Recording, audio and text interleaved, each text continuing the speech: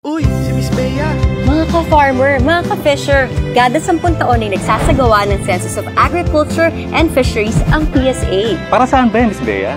Kailangan pa ba kami dyan?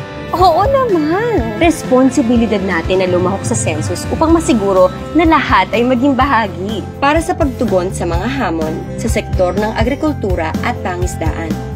Kaya bawat boses, mahalaga. Simula Setyembre 2023, ang mga enumerators ng PSA ay mag-iikot sa mga kabahayan at barangay hall upang mangalap ng impormasyon ukol sa mga nasabing sektor.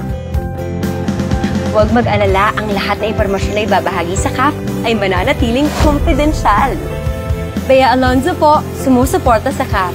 Kaya't mga ka-farmer at ka-fisher, ating suportahan ang census ng bayan.